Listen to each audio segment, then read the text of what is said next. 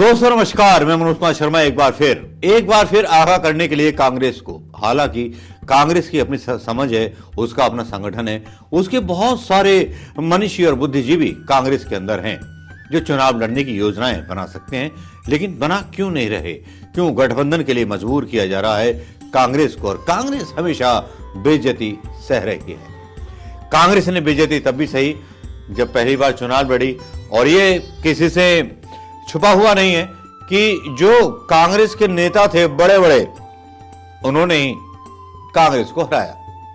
बड़ा कड़वा सच है। इस कड़वे सच को कांग्रेस के नेता ना वो कार्यकर्ता पचा पाएंगे जो किसी एक नेता के समर्थक हैं। कांग्रेस में परेशानी तो इसी बात की है कि सबके खेमे बने हुए हैं और कांग्रेस ये बात सुनने को तैयार नहीं है। मैं 2014 से फेसबुक पर लिखता था, आत्मा से लिखता था। एक्सीडेंट हुआ, बहुत कुछ हुआ, लेकिन कभी मैंने इसका फायदा नहीं उठाया दोस्तों। लेकिन आज फिर एक बार कांग्रेस को आगाह करना चाहूंगा कि आज जो संदीप चौधरी की रिपोर्ट थी कि जिस तरह से एक राष्ट्रीय पार्टी को बेइज्जत किया जा रहा है क्षेत्रीय पार्टियों के द्वारा, वो वाकई बहुत शर्मनाक है। वायनाड की सीट पर राहुल गांधी को बोला जा रहा है कि ना लड़े, रायबरेली से सोनिया गांधी ना लड़े।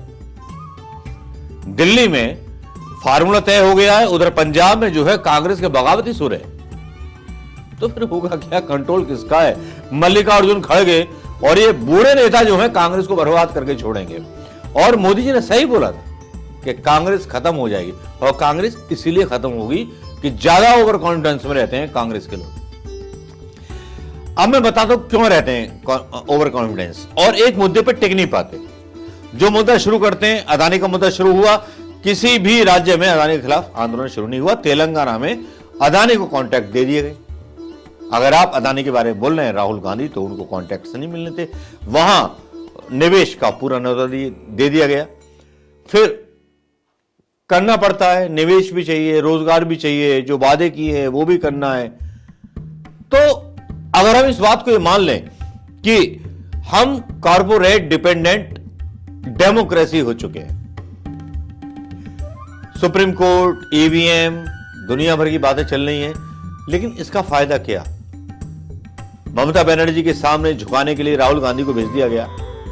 राहुल गांधी मनाने पहुंचे ममता बनर्जी को। ये वही ममता बनर्जी हैं जिन्होंने बीजेपी को समर्थन दिया था, कांग्रेस से गई थी, सत्ता के लिए कुछ भी करने को तैयार है। और सत्ता के अंदर खाने अगर इनकी सेटिंग मोदी जी के साथ हो तो कोई हैरान मत होइएगा।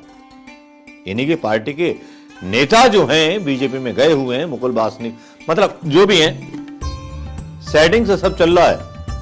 और ममता वेस्ट बंगाल में कांग्रेस को सीट देने को तैयार नहीं है। लेफ्ट केरल में सीट देने को तैयार नहीं है। कांग्रेस की जितनी बेकदरी ये बुजुर्ग दरबारी करवा रहे हैं, इतनी कोई नहीं करा सकता। राहुल गांधी यात्रा करते हैं, दुनिया भर के सोशल मीडिया पर पोस्टर छाए रहते हैं। राहुल गांधी पोस्टर बॉय बन जाते हैं और कांग्रेस के नेता ही राहुल गांधी की इमेज को डैमेज करते हैं सबसे पहले, और उसके बाद मीडिया और मोदी तो है ही। तो भैया राहुल गांधी को इतना नापतोल क्यों कराते हो? 3200 किलोमीटर, 7200 किलोमीटर। अगर वो आपका नेता है मल्लिकार्जुन खड़गे जी, तब फिर आप समझौते की बात क्यों करते हैं? इंडिया गठबंधन है क्या? नीतीश जैसे लोग जिन्होंने कांग्रेस विरोधी राजनीति की, बिहार में कांग्रेस को पनपने नहीं दिया, वो लोग, तेजस्वी यादव, कांग्रेस को पनपने नहीं दिया बिहार में, लालू यादव।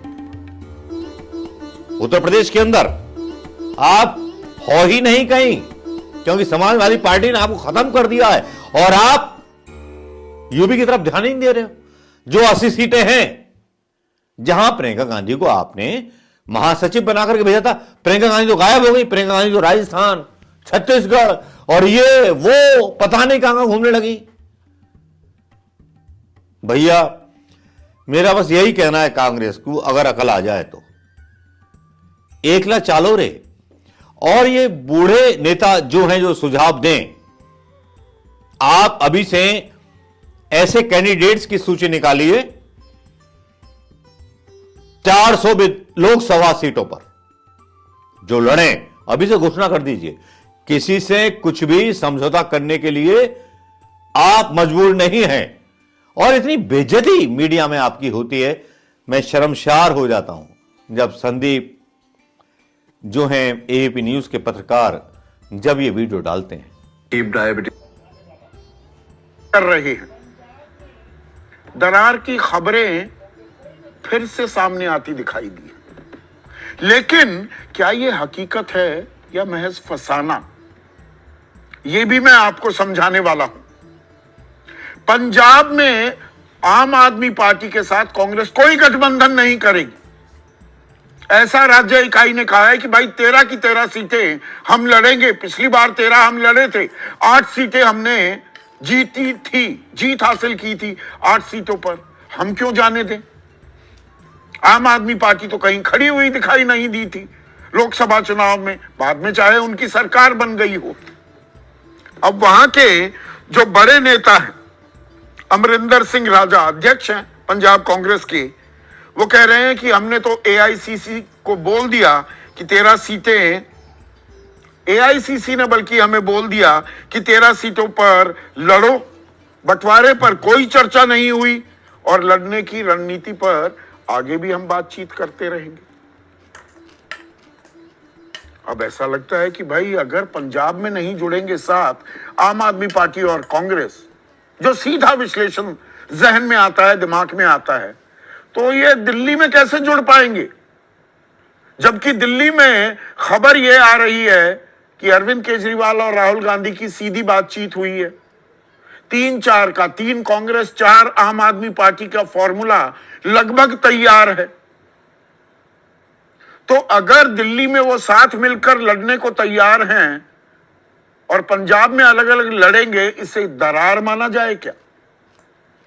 यह हकीकत है या फसाना है, आज चर्चा करेंगे इस पर, इस पहलू पर भी। दूसरा, केरला की बात करते हैं।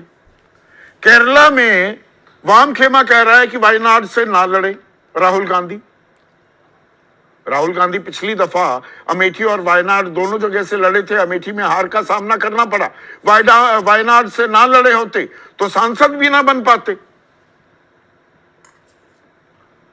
तो वो वायनाड कैसे छोड़ देंगे।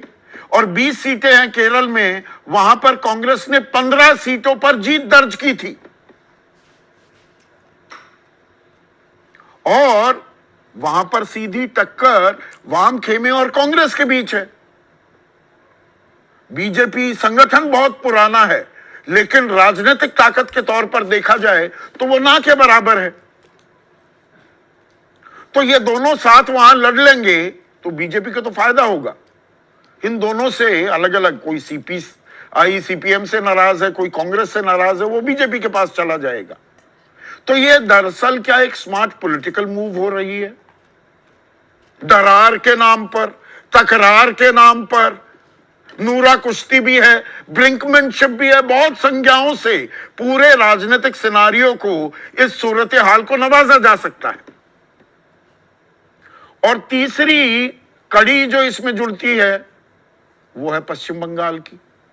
अब पश्चिम बंगाल में ममता बनर्जी पोल पोजीशन पर है, सबसे ज्यादा सीटें लोकसभा की पिछली बार भी जीती थी, कांग्रेस 2 सीटें जीत पाई थी, बीजेपी 18 सीटें लेने में कामयाब हो गई थी। अब ममता कह रही है कि हम तो 2 सीट देंगे।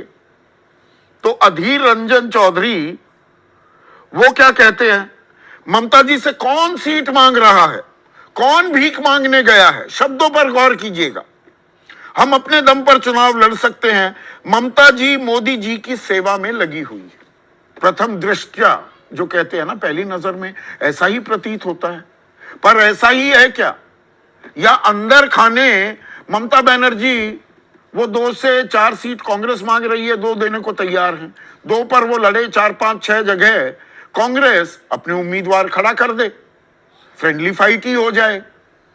तो उसमें क्या वोटों के बंटवारे की गुंजाइश, स्ट्रोक, आशंका कम हो जाती है। साथ जुड़ जाएंगे तो बहुत से लोग बीजेपी चले जाएंगे। वाम वाम करने वाले भी राम राम करते पाए गए हैं बड़ी तादाद में। यह पश्चिम बंगाल की बड़ी एक दिलचस्प राजनीतिक कहानी है। इसमें यह तो एक पक्ष हो गया कि फसाना है, पर हकीकत भी है क्या? क्षेत्रीय दल अपनी ताकत का एहसास करवा रहे हैं और कांग्रेस को बता रहे हैं कि हमारे आगे झुकना होगा। राज्यों में जहां आपकी सीधी टक्कर है बीजेपी से, 190 के करीब सीटें हैं, वहां पर लड़िए। पर जहां दबदबा हमारा है, चीजें हमारे काबू में हैं, तो जो हम कहेंगे वही सही।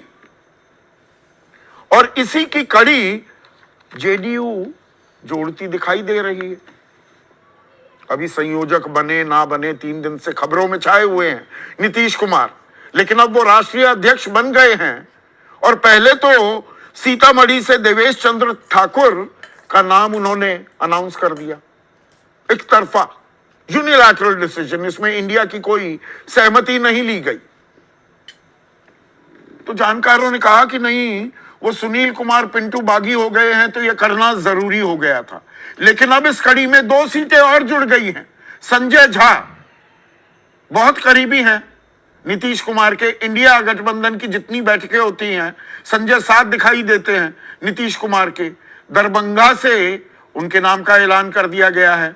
और जिन्हें राष्ट्रीय अध्यक्ष की कुर्सी से हटाया गया, ललन सिंह, अब उन्हें मुंगेर जो उनकी भी सीट है वहां से लोकसभा उम्मीदवार की घोषणा कर दी गई है। और to rub salt in the wounds, जख्मों पर क्या नमक भी लगा रहे हैं। अरुणाचल प्रदेश में जो किरण रिजिजू जहां से लोकसभा चुनाव जीत कर आए हैं, अरुणाचल प्रदेश पश्चिम, और कांग्रेस दूसरे नंबर पर थी, वहां पर रुचि तंगुक के नाम का ऐलान कर दिया है जेडीयू ने। तो बात तो यह चल रही थी जो जीते थे और जो दूसरे नंबर पर रहे उस हिसाब से सीटों का बंटवारा होगा। लेकिन यहां पर यह पेंच भी आ रहा है क्या, या आईना भी दिखाया जा रहा है, या अपनी ताकत का एहसास करवा रहे हैं क्षेत्रीय दल? तो पूरी तस्वीर क्या उभर कर आती है, अभी वो पूरी तरह से साफ नहीं है।